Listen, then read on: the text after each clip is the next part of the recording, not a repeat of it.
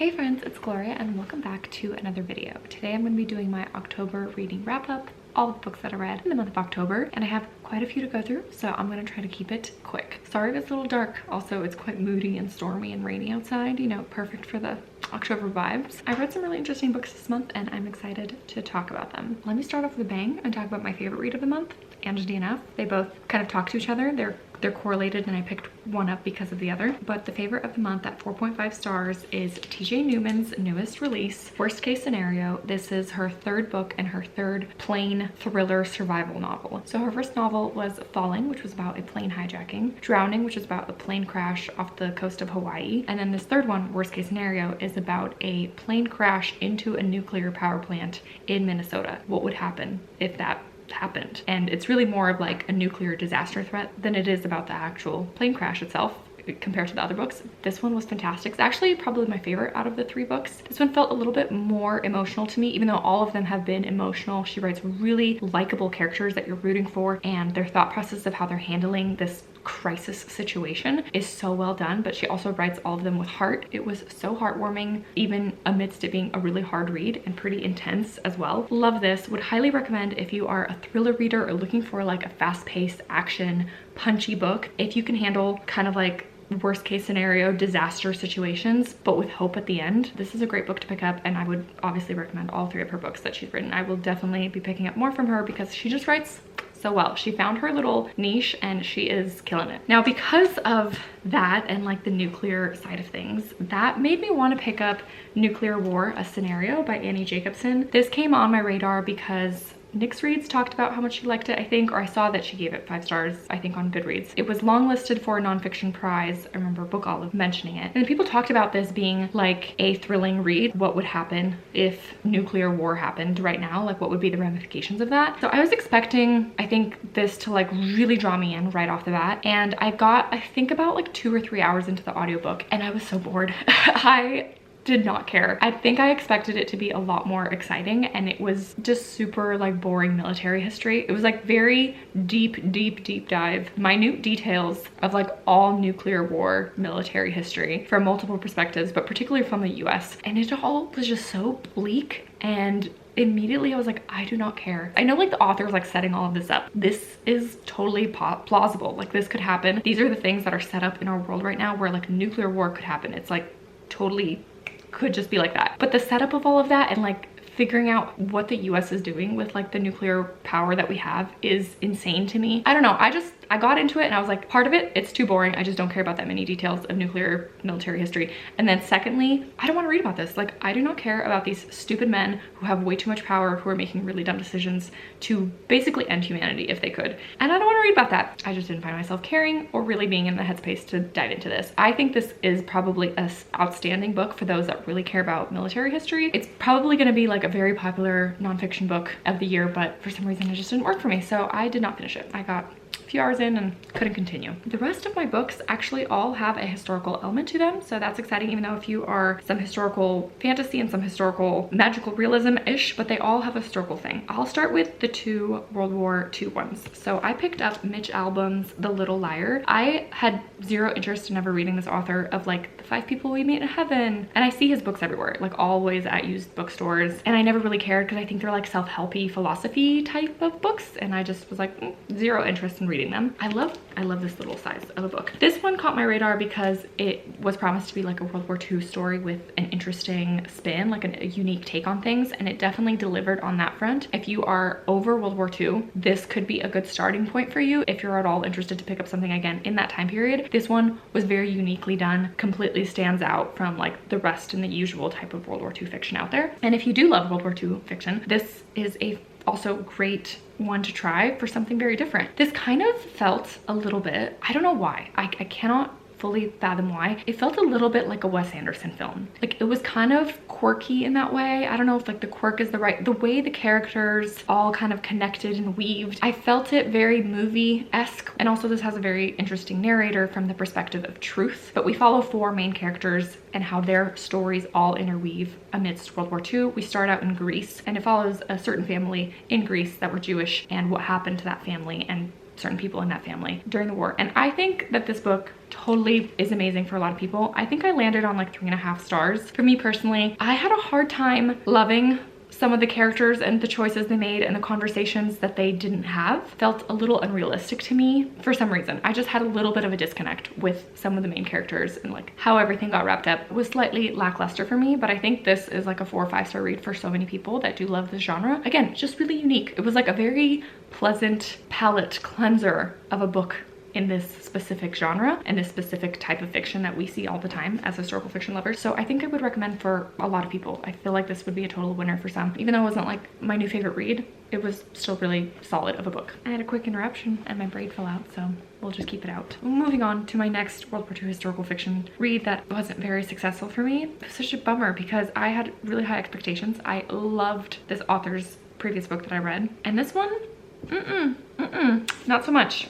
Codename Helene by Ariel Lawhon. I loved The Frozen River. It came out last year. That is like a top tier historical fiction read. Amazing. And this one, no, absolutely not. The author's note at the end redeemed it a little bit for me, but the main thing is that I hated this main character. I didn't like anything about her. I didn't like her brazen, bold, just brassy personality that was way too much and just way too over the top. The positive was learning about the French Resistance and like really a deep dive into the French Resistance part of things in World War II was interesting, but I didn't really like anything else. And this was a buddy read with Beth from CoverGirl Books, and we both felt similar. So such a bummer that this book didn't work for either of us. We will redeem that one day with a better pick. The way the timeline unfolded and things unfolded, it just was this story. Like nothing was really too revealing or exciting. It was just her, this woman that was a spy in the French Resistance, seemingly ordinary person that just kind of got pulled into things, and her love story, and then her being a spy and basically a military leader in France. I can't fully like give you a list of exactly why. There was just this missing piece for me. I need to love my characters. They can be flawed,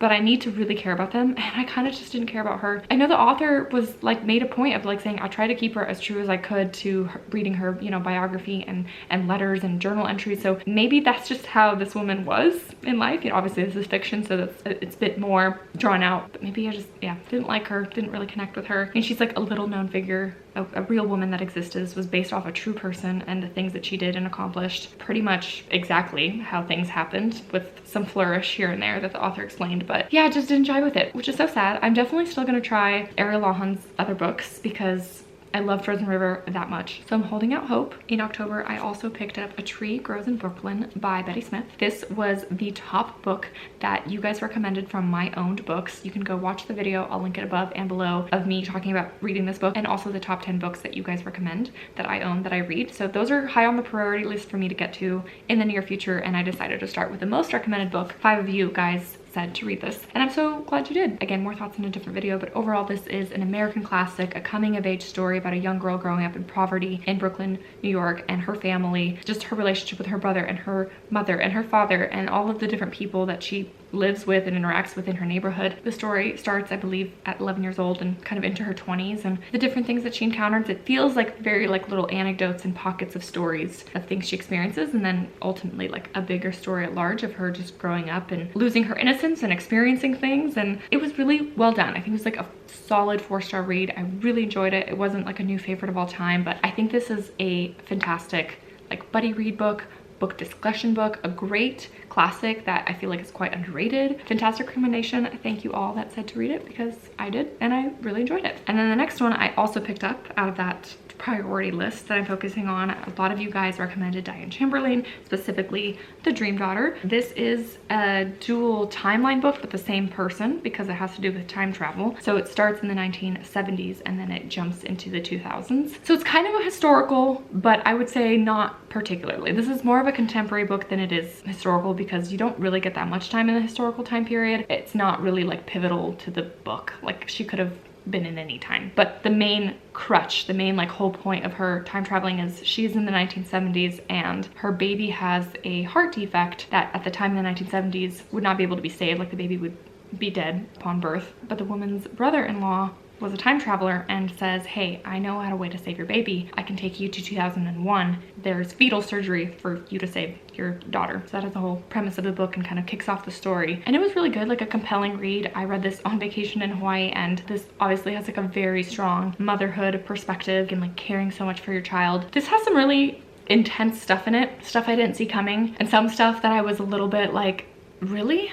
That's a little unsatisfying. Basically, things go wrong. Like I expected them to go in a certain way, and maybe this would have been too much of a perfect book if things went in the way I hoped, but a lot of stuff goes wrong and it's quite devastating, and it's just really heartbreaking to read. Overall, well done. I'm glad I read it. I'm glad you all recommended it, and I would definitely read more from this author. And then a really unexpected read for me is I read 3 books in a cozy fantasy series. Who am I? There's 5 books total, and I plan to read the last 2 in the month of November, but I'm talking about The Secrets of Ormdale, starting with Wormwood Abbey, and I also read Drake Hall and Castle of the Winds, so the first 3 books in the series. And I heard about this from Chantel Reads All Day. I read like no fantasy. I dabble here and there, but read very little. And cozy, like the whole cozy trend right now, doesn't really do much for me, but I just needed something a bit different. Again, I was on vacation. I just needed something light and fun, and it was available to me, and I really liked it. I read the first one, and most of the book I was like, oh, I'm just gonna read this one. I don't really plan to continuing the series. And then it really like kicked up into gear, and I really enjoyed it, and the way it ended, I was like, oh, I need to know more. Even though I don't love everything about the series, it's like a 3.5 series for me, like right there. Enjoyable, I like it, pretty good, not super amazing, but perfect for like light and fun and just very easy to read. I really like the characters, I like the dialogue, I like the conversations happening. I believe the author is a Christian author, and there are faith elements to the book, but not over the top in your face. It's just like stuff that the character sometimes processes or talks about or brings up because she's a clergyman's daughter. But the premise of the book, I should say, she's this young lady that her father inherits his home estate,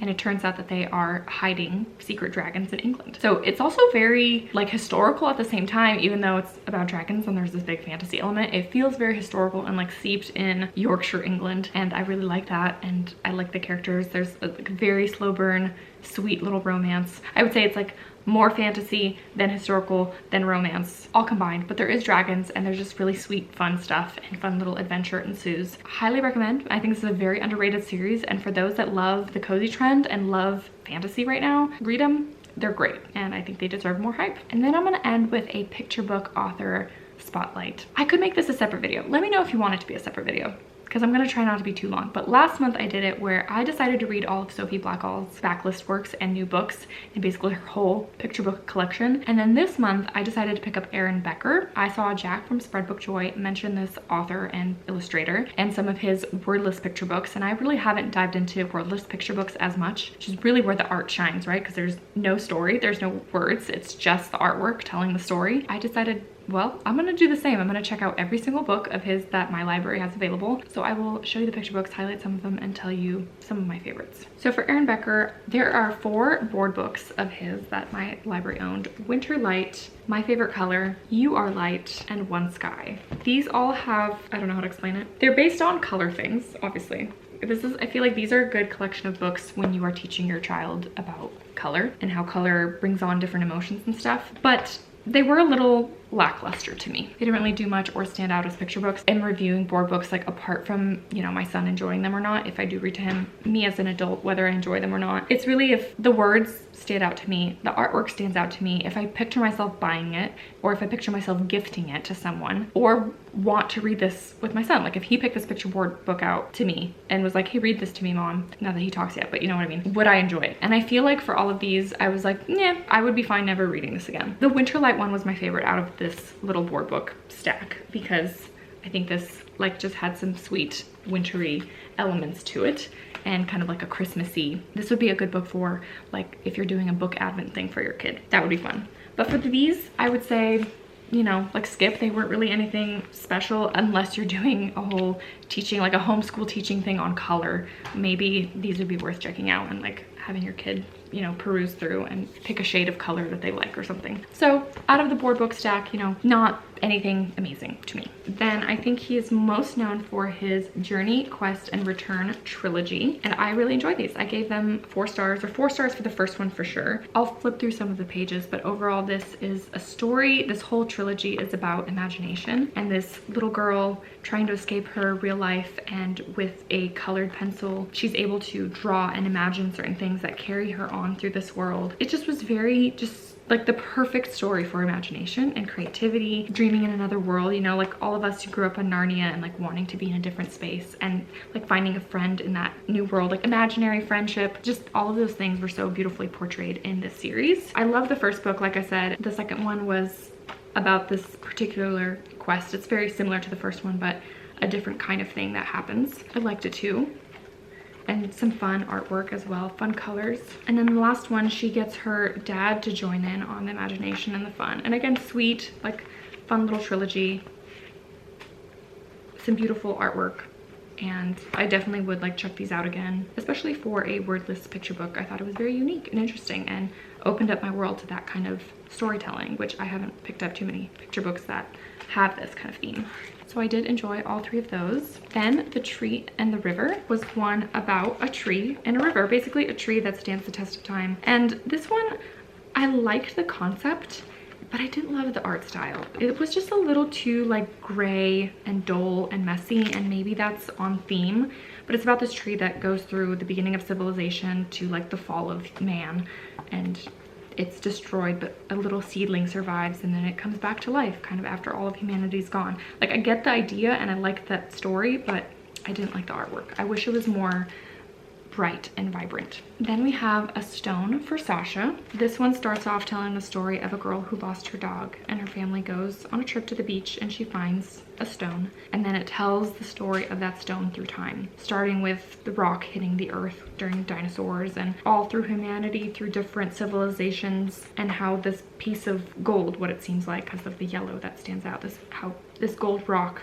went through time, eventually landed in the water, and then as a stone that this little girl found. The current place where she is actually reminds me a lot of the Pacific Northwest and like the beaches there. I also thought this was very sweet, and I liked it as a story that shows how time passes. Then we have The Last Zookeeper. This one is about a world where all of humanity is gone, and there is a robot that is called Noah, N-O-A, and he's the last zookeeper on Earth. Like, if you like WALL-E, I think you'll like this book. Again, a little bit more like the concept more than the execution. I just love more punchy, bold illustration and deeper colors and contrast than this particular art style that this author and illustrator has. But I do love the storytelling. I thought it was very quirky, and he meets another friend and they save these endangered animals and take them to an island, and a quirky little take on Noah and an ark and saving animals. And then I'll mention it, I didn't realize that the author didn't write the story, but he did illustrate it. This is Survivor Tree, written by Marcy Colleen and illustrated by Becker. So he's an illustrator, so I'll highlight it here, even though I think he does have other illustrated books written by other people. But this is a fully true story telling the life of the Survivor Tree, which is a real tree that now stands at the 9/11 memorial in New York City. The story starts with a tree that was there when the towers fell, and then when firefighters and the crew were going through the wreckage, they found this tree that was basically destroyed, but there was a little bit of greenery left in it, and it's actually known to be the last living thing pulled from the rubble. It then lived in a nursery for several years. They didn't know if the tree was going to grow back and recover, but it did. And then I believe at the 10-year anniversary, they replanted it back into the memorial. So now it stands there. I've actually visited the memorial, and I don't remember seeing this tree or noticing it, but I wish I did. There's a picture of it here at the end of the book of how the real tree is. So again, this is a really lovely nonfiction picture book.